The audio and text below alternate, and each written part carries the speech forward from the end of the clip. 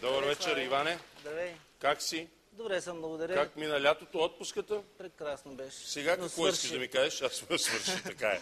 Всичко в този свят е лимитирано. Да. Искам да ти кажа за нещо, което се случи в твое отсъствие. Преди 4 месеца в едно предаване с Росен направихме нещо от твое име и за твоя сметка. Така ли? Да.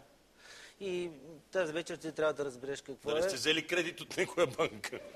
Не, по-ефтъл ще ти излезе. Нека колегите пустят видео, след това ще обясня.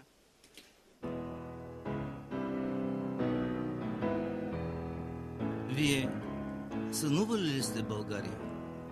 Аз в съните го чувствам. Аз вървя и то гачи съм друга планета. То съвсем едно всичкото красиво. Гачи ми е родно, но и не е запознато. То душата, гачи бабачка в огън тръпти. Аз не мога даже да ви кажа словами как чувствам тази България. Не съм била в нега. Но знам, че това е моето място. Екипът на шоуто на Слави реши, че сънищата на Людмила трябва да се сбъднат и я кани на разноски на шоуто на Слави да посети България. Слави, това е Людмила Токосер. Здравей, Людмила. Здравей, заповядай, седи. Тя е в България вече две седмици. България не вече сън за нея. Людмила, къде е всъщност родена? Къде си родена, Людмила? Главан, Украина. В Главан, Украина. Така. А тези гости, които имам тук в момента, са от село Главан, България, така ли? Да. Село Главан, Старозагорско. Да. Защото каква е връзката между Главан и България? Има още едно село Главан, Силистринско. И каква е връзката между село Главан, Старозагорско и между Главан в Украина? Каква е връзка? Връзката е такава, че преди много години... 178. Да. Много българи са излязали след българската турецка война. Успокой се, всичко е наред. Последният път, който изядох едно хубаво момиче от Главан, беше много отдавна. От тогава не съм правил подобни неща. Преди 2 века, значи българи са изселили и са отишли в Бесарабия. Отишли в Бесарабия, така. Ти много пътували да намерят такова място, дето е прилича на Главан в Украина. Извинявам се, в България. Да. Така. И намирали това място, защото когато аз дойда в България, в Главан, видях, че много прилича Главан в България на Главан в Украина. Харесва ли ти тук? Колко време е тук? 2 седмици. 2 седмици. Много ми харесва. Къде ти харесва най-много? Най-много ми харесва в Ковачевица. В Ковачевица? Защо? Ковачевица. Усещам там много мъдрост. Исках даже да приказвам с тия къщи, с камънти. Не ми казвай само, че си ти отговорили, ако си. Отговориха ми. Отговори, какво ти казаха? Няма ти кажа, вари сами и чуй. Преди да дойдеш, че си сънувала в България, какви бяха твоите сънища?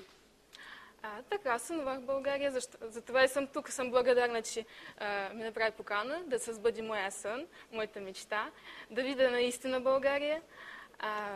Сънувах бели къщи с червени покриви в зелени планини. Много ярко.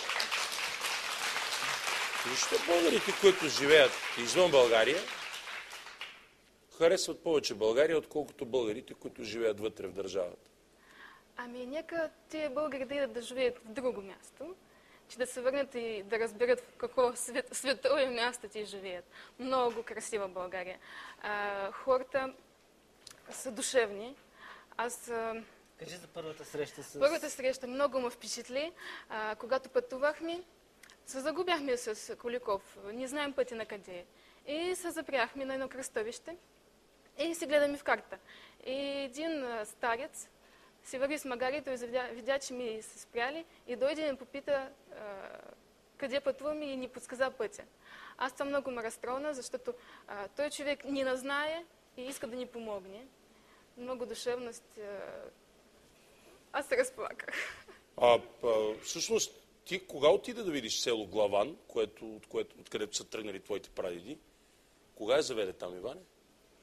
Преди 4 дни, но на път за село Главан тя мина през художествената академия, където издържа 2 изпита с петиции и вече студентка, не само бесарабска българка, а чисто българска студентка в Художествената академия.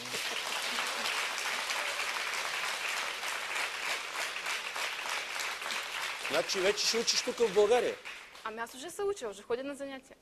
Ще ходиш на занятия. Уже ходя. А вече ходиш. Ходя. Живопис. Колко поколения от вашия род живеете в Украйна?